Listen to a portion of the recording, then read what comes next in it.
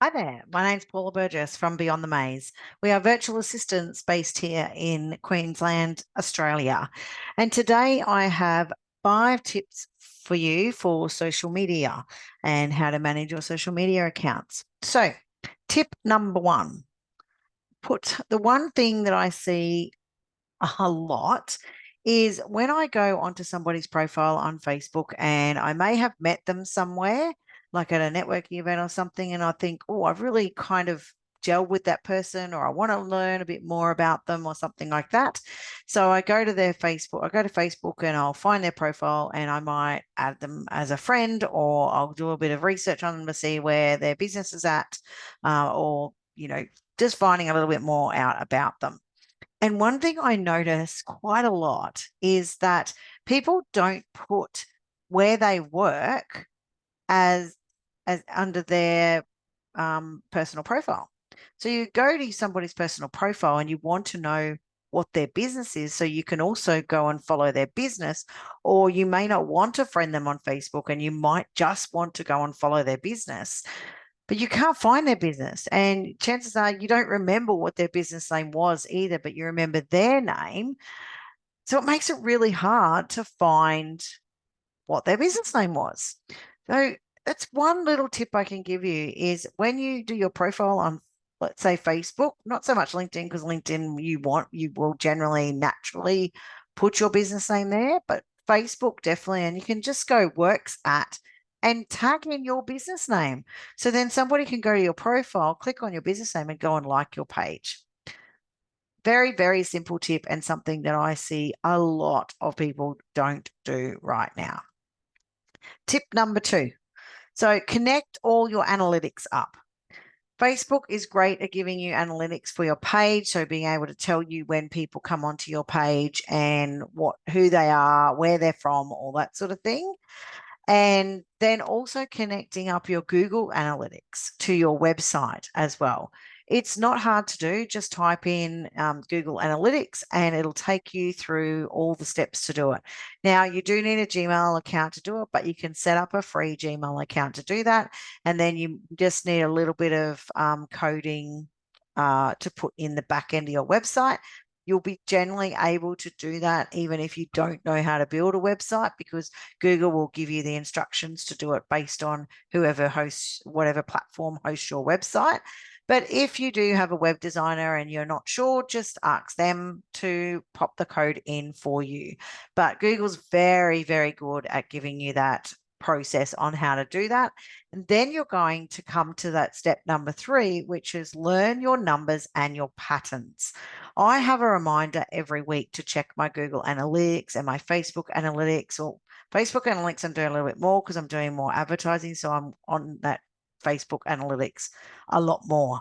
And that data is so, so valuable because it gives you an idea of who's visiting your website or your Facebook page or your ad if you're running ads, when they're looking at it, what who that person is, so whether they're male or female, roughly their ages that they are, and also maybe what they're doing for occupation, and maybe a lot of other stuff like what their other, especially with Facebook, you can see what their other hobbies are and what they're following on Facebook.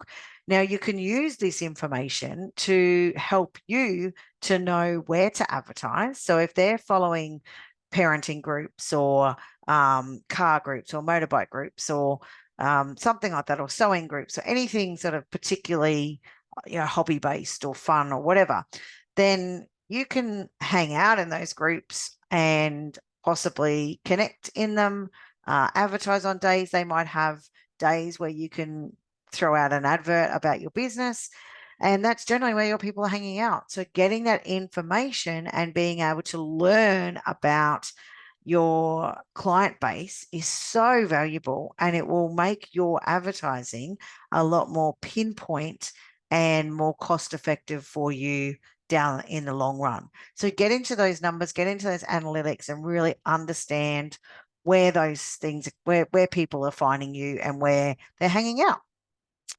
So number 4 is be consistent. So consistently do that posting, whether you choose Instagram, Facebook, Twitter, LinkedIn, whatever you're choosing, you need to have that consistency to show up, consistency to answer your posts.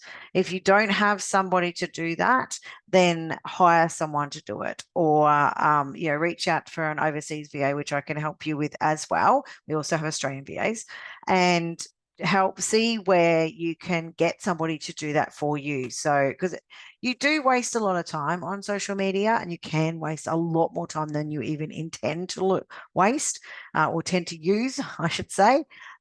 And getting someone else to do it and just go in there each day or a couple of times a day will save you a lot of time. And just being able to show up with that consistency and just keep showing up. And it shows that you are like an expert in your field, and you are reliable, and you get to be known. And, that whole know, like, and trust scenario where people are going to start knowing you, they like you, and they trust you. So therefore will probably buy from you.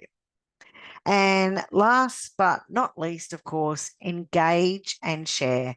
So it goes back to that being consistent. So when people are posting on your group or on your page, then engage with them.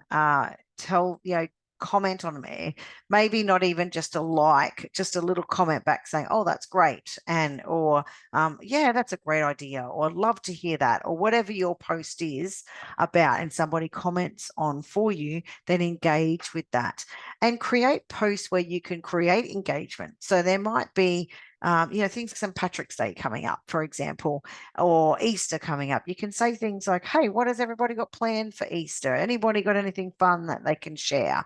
Or after Easter, hey, share up your fun photos from Easter. If you've got any funny photos, you could run a funny photo competition or something like that to get people engaged in what they're doing.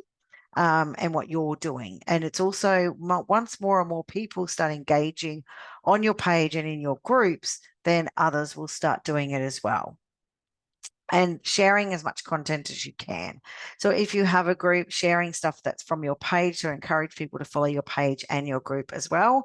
And also sharing other people's stuff as well. So maybe you might get people to post up maybe their businesses on your Facebook page. So then you can share across them as well. So just creating that engagement. Well, there's a lot more things you can do with social media, and they were just my 5 very quick tips for today. And if you want help with any of your social media management, then please reach out to us. We have quite well-priced packages that can help you along the way in our VA for a day package, and we can get you started and get you engaged with your potential clients and your existing clients. So if you wanted to talk to us about that, click on the link below and we can help you out with that. And I'll talk to you soon. Bye for now.